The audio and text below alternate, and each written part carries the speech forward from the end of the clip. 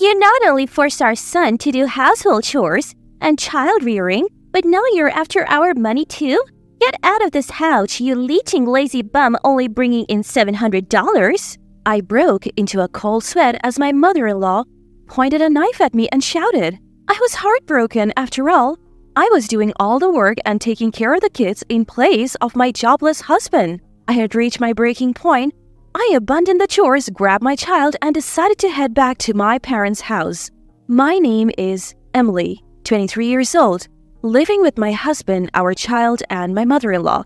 My husband Richard was a senior at my high school, an ace of the soccer team and the admired student president. He was the object of everyone's admiration. When he returned to our hometown after getting a job, he approached me, and I was taken aback. After a few dates, we began a serious relationship. Even as an adult, he was my handsome, brag-worthy boyfriend. After I graduated from a vocational school, I found out I was pregnant. The order was a bit off, but I believed I could have a happy life with my child and Richard. My hopes were shattered during a conversation about life after marriage. How about we live in my parents' house after we get married? Why? I would like it to be just the three of us with our child. That's going to cost a lot, isn't it? If we live in my parents' house, we don't need to worry about money. If we both work, we can afford an apartment, right? Well, about that, my income this month is pretty bad. How bad? Less than $1,000. What? Why so low? You said you were working at an IT company. Actually, I quit. Now I'm making money at the casino and working part-time. Casino? Why on earth would you do that?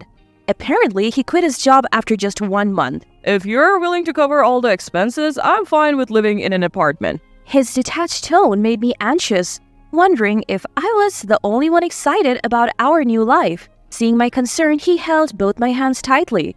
It's just until I find another job. I'll make you happy, Emily. I'll do all the housework and child rearing until then.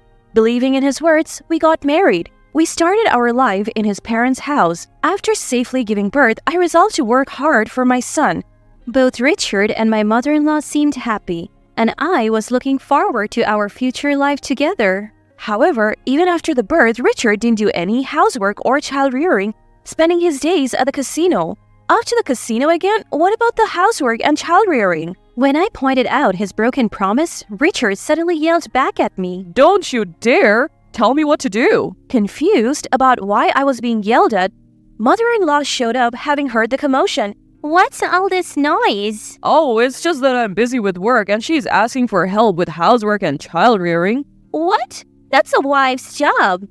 Richard hadn't told mother-in-law he quit his job. He portrayed me as the worst wife, pushing housework and child rearing onto him. Mother-in-law, initially kind, started hating me after buying into Richard's story. Richard continued his part-time work and casino visits. Though he only earned about $700, he would ambitiously go to the casino, aiming to double it, but ended up losing everything. I paid most of the living expenses. Consequently, our life became tough without me working. So I started working again after leaving our son at a childcare center. Thankfully, my qualification as a dental hygienist landed me a job pretty quickly. But every day when I got home from work, I was met with my mother-in-law shouting, "What time do you think it is? This isn't playtime. You're a parent, yet all you do is frolic around. Get to making dinner now." In her frustration, mother-in-law slammed the newspaper she was holding onto the floor. She had a habit of lashing out at things, sometimes going as far as smashing plates. When she got really angry, my mother-in-law was the explosive type. Her attitude would shift at the slightest annoyance. The fear of not knowing what she might do next kept me submissive. But between caring for my young son, working, and doing housework every day, I was mentally and physically drained. I couldn't take it anymore, so I decided to talk to Richard again. I caught him early in the morning before he left for the casino. "Listen, I am at my limit. You could help out with our kid a little, couldn't you?" What? Like I said, I'm busy. I'm preparing to get a new job. You understand, right? Would you rather I stay unemployed forever? You'd be in trouble then, huh? The father of your child, jobless. If you don't like it, just do as you're told. But we are barely scraping by as it is. I am covering all our food costs with my savings, you know. Do you have any idea how much diapers cost? You say you're earning at the casino, but you never give us any money. Our living expenses were mostly covered by my money. Mother-in-law used to pay for utilities, but recently she started asking for $500 a month, so I was dipping into my savings. Even the food costs were coming out of my savings and my money was running out fast. All I had was money saved from a part-time job I had when I was a student. Enough. The nerve of you to talk back. You have a lot of nerve to say such things after you moved into my house. Richard was usually very kind. However, when it came to money or casino-related issues, his attitude changed drastically. Hearing Richard shouting, mother-in-law entered the room. What now? Is your wife complaining again? Yeah, she is. She's telling me to do housework and childcare, and to pay for living expenses on top of that. What a brazen woman you are. Richard, you should go to work. Thanks, I'll be going. With that, Richard left. As soon as Richard was out of sight, mother-in-law's gaze sharpened. You have got some nerve. Pushing childcare and household work onto us and demanding money, you should be ashamed. It's not like that. I'm not making demands, it's just that, without a little help, life is really tough. You must be wasting it. Are you careless with money? Mother-in-law didn't understand the situation at all. She didn't know that her own son was unemployed and spending all his time at the casino. I was told to keep quiet, but I was at my wit's end. Do you know that Richard isn't bringing in a single cent? He's unemployed because he quit his job. What are you saying? Richard has always been excellent. He might have failed his college entrance exams, but he got a job at a reputable company. He quit that job after a month. He's always at the casino now. I can't survive on my savings alone. That's ridiculous. Stop talking nonsense. Mother-in-law refused to believe me. Her son, who had always excelled in sports and studies, was her pride and joy. She couldn't bear the thought that he was now unemployed and wasting his days at the casino. Her face red with anger, mother-in-law stormed out of the room. When she came back with a heavy stride, to my surprise, she was holding a knife in her hand. What are you planning to do? Please stop it. I back away, lifting my son into my arms. Mother-in-law is slowly closing the distance between us, knife raised high. She brings the tip of the knife to my throat. Enough of your insults to my son. Having a wife like you is ruining Richard. You're a lazy parasite living off a measly 70,000. Get out of this house. Her harsh words make me break into a cold sweat.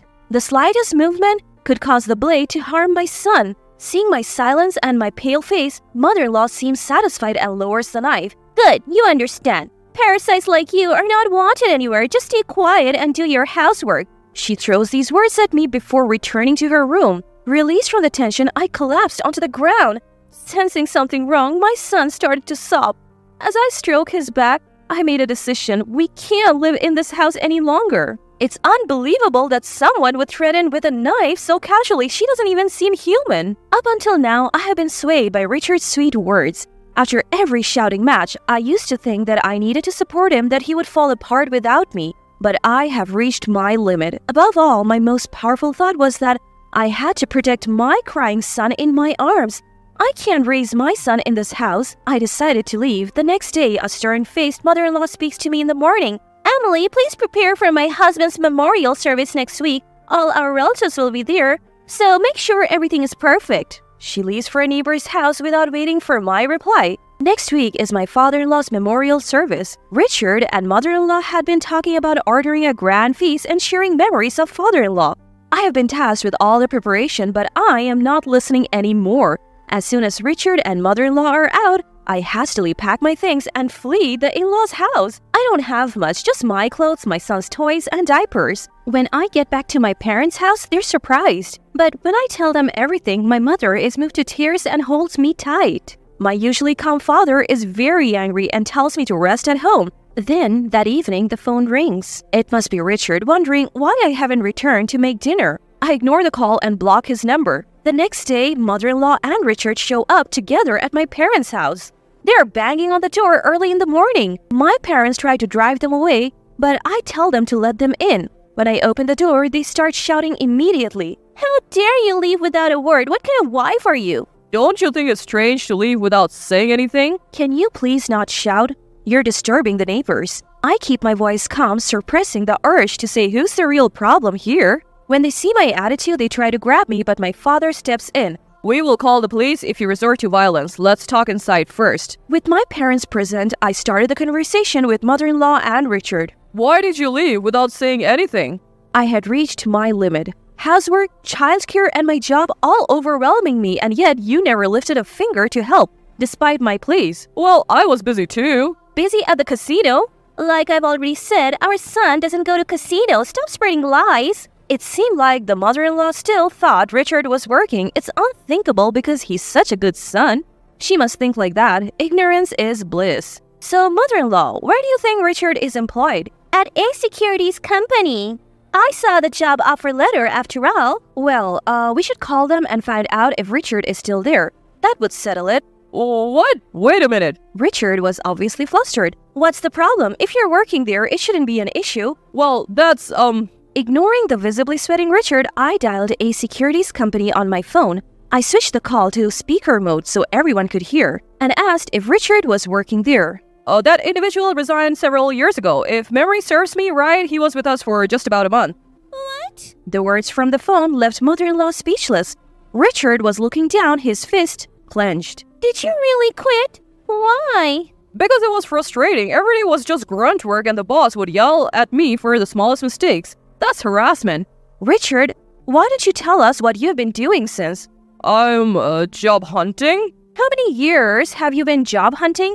You don't seem to be getting any offers. Tell me how many companies you have applied to so I can verify. Well, there aren't any good job offers. When a good company comes along, I'll get a job. You seem to have a lot of confidence in yourself, by the way. You're working part-time now, right? How much did you make last month? 700? 700? Didn't you tell me that Emily could only earn 700 and couldn't support herself? So you were the one supporting her? Apparently, he told mother-in-law that I wasn't earning anything, but the reality was quite the opposite. As a dental hygienist, my salary isn't huge, but I earn at least $2,000. Knowing the truth, mother-in-law was blushing furiously as she glared at Richard. In that situation, Richard became extremely angry. Why do you have to do this? This is all your fault, making me look like a fool. Seems like his pride was hurt and he couldn't stand being embarrassed, so he hit the table hard. You shouldn't reveal things like this in public. It's defamation. I sighed in disbelief. If you want to sue, go ahead.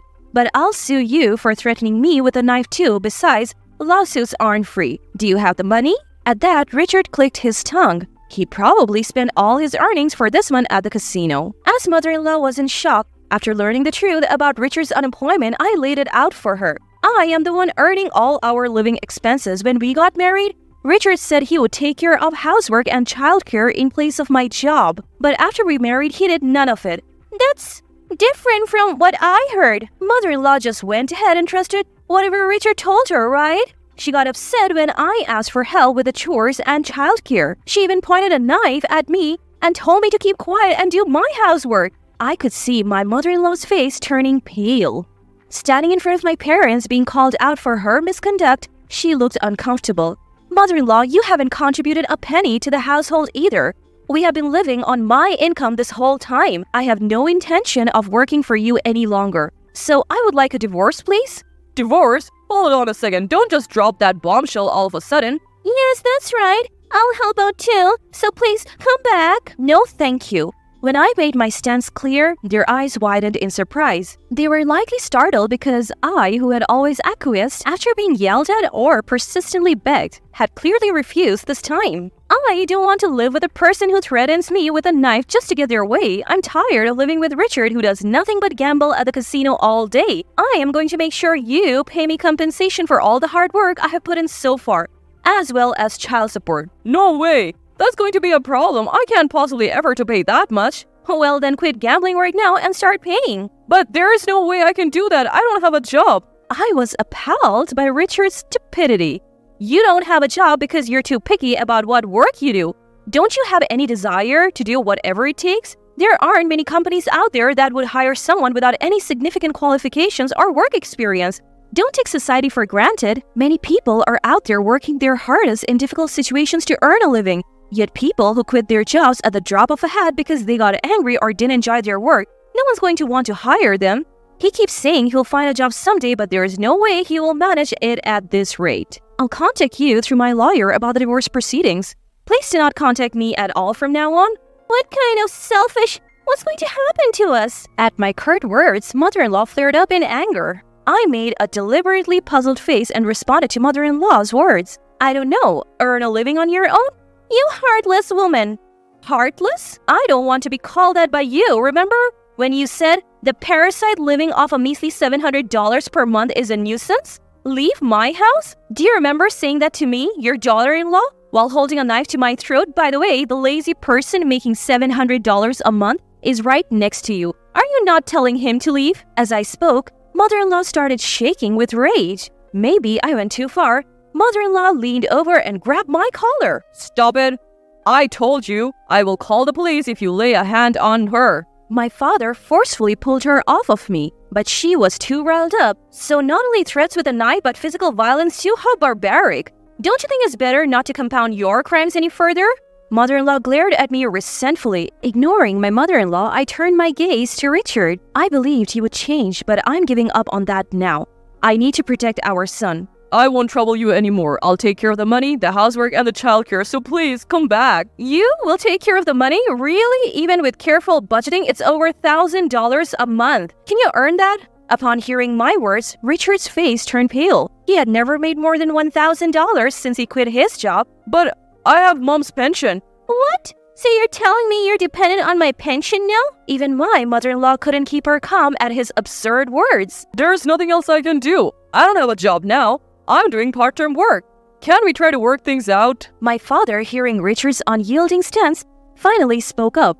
Richard, you and your mother have taken great advantage of our precious daughter. If I had known you were such a person, I would have opposed the marriage by all means. I will never let her step foot in your house again. I'll sever all ties. But I can't live without Emily. Please, give me another chance. Don't joke with me. Can't live without our daughter? You're already planning to depend on her, a man who has no intention or grit to earn his own living and make his wife's life comfortable doesn't deserve our daughter. Leave now. For the first time, I saw my father shout. It sent chills down my spine. Richard and mother-in-law's too. Richard was kneeling, his head bowed. It was a comical sight. The charming image I had of him during our college days was completely gone. Please reconsider. I beg you, Emily. But my parents wouldn't budge. They were fed up. I don't want to be treated like a slave by you two anymore. Please don't involve me in anything from now on. As soon as we kicked them out of the house, we locked the door. For a while, they banged on the door and shouted, but as soon as a police officer passing by addressed them, they ran off. After that, I heard Richard was cut off by his mother and kicked out of the house. Now he's living in a rundown apartment, surviving on welfare and part-time work. Apparently, because of his short temper, he doesn't stick to one job for long and keeps switching between part-time jobs at convenience stores, construction sites, and so on. He's barely making ends meet in order to pay me compensation and child support. He's juggling multiple part-time jobs and is unable to look for a full-time job. There were rumors that he's still going to the casino and even in debt, but I'm not interested. The word about Richard's downfall spread quickly among our high school classmates, and I received numerous sightings and informations about him. It seems that the neighbors have witnessed mother-in-law kicking Richard out, and their frequent arguments, his unemployment, and the fact that he was left by his wife became public knowledge. She must be feeling extremely embarrassed after boasting about her son all the time. She hardly ever leaves the house now. With the help of my parents in doing the housework and raising my son, I continue working. I now have more free time to spend with my son.